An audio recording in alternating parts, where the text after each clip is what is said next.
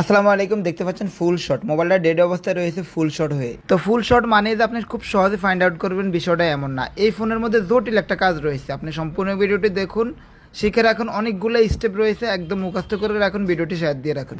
তো দেখতে পাচ্ছেন যে পাশটা আমি খুলেছি ঠিক এই পাশটায় শর্ট হয়েছে। তো এখানে রয়েছে লাইটিং সেকশনের বুস্ট কয়েল। দেখতে পাচ্ছেন বুস্ট কয়েল থেকে ধোঁয়া উঠতেছে।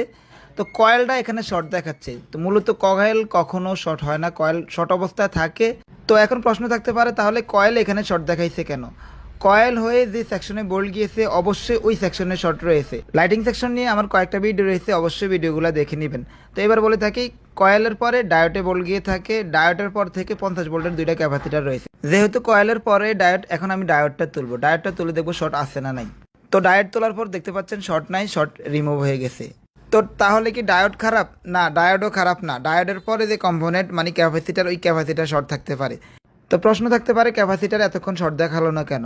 তো এই নিয়ে লম্বা ভিডিও দিব, আর না হয় কোনো এক লাইভে এসে বিস্তারিত বলবো। তো ভিডিওটি অবশ্যই শেয়ার দিয়ে দিবেন। এই ধরনের ইম্পর্টেন্ট ভিডিও আমার পেজে দিয়ে থাকি, ভালো লাগলে আমার পেজটি ফলো দিয়ে দেবেন।